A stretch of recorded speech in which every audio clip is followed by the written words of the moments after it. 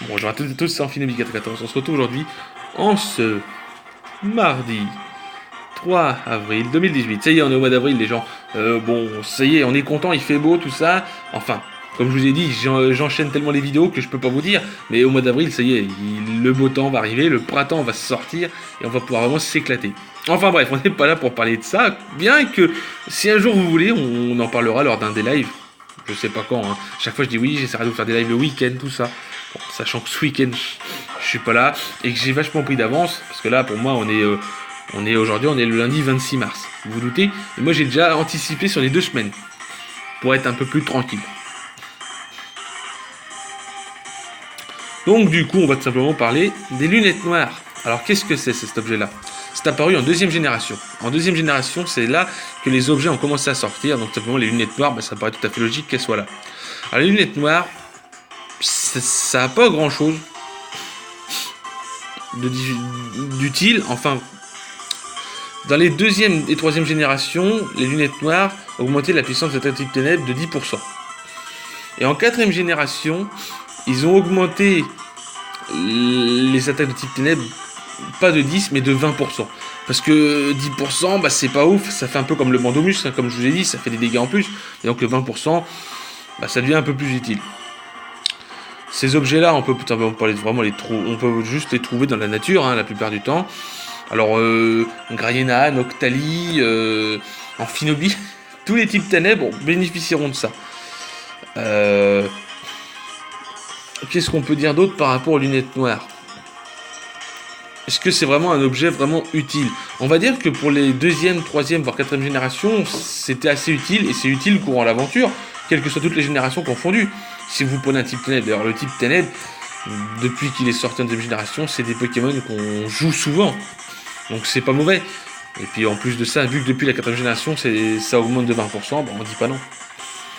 Un bon Machouille qui fait mal, ou même un bon sabotage. Bon sabotage, vous savez, sabotage, hein, qui est devenu beaucoup plus puissant avec le temps. Avec les lunettes noires, ça fera beaucoup plus de dégâts.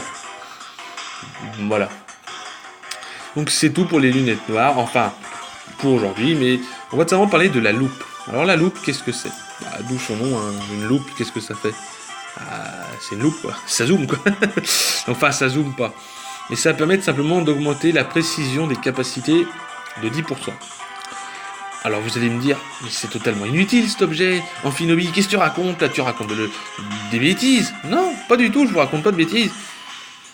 Pour ceux qui sont comme moi et qui aiment bien tenter le coup, jouer des attaques comme vent violent, canicule, déflagration, toutes ces attaques-là ont des chances de rater, si vous voyez ce que je veux dire.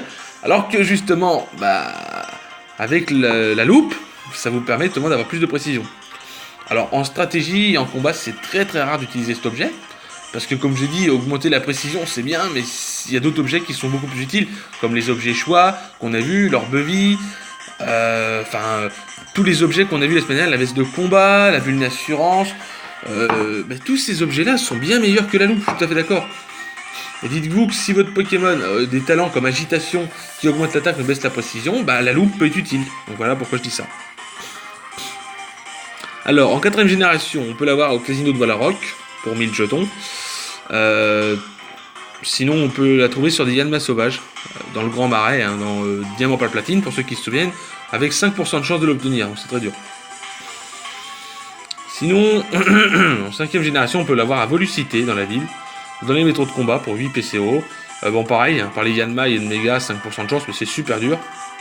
Et au PWT, dans Noir de Blanc 2, qui permettent simplement, on peut l'avoir pour 8 PCO.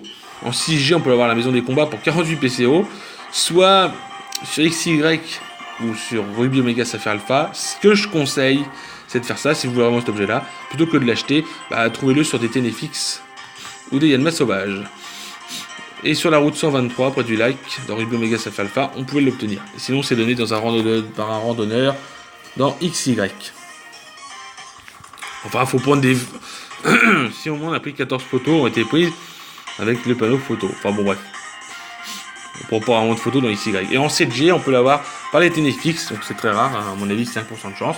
Et sur la route 1, près de la maison du professeur Reform, on peut avoir par une dame en protégeant les coraillons, parce que comme vous savez, les coraillons se font attaquer par les voleurs astériques. Voilà, j'espère que cette vidéo vous aura plu. En ce mardi 3 avril, excusez-moi. Va falloir que je m'habitue au mois d'avril. On me ce mardi 3 avril et je vous souhaite à toutes et à tous une agréable journée, matinée et je vous dis bye tout le monde.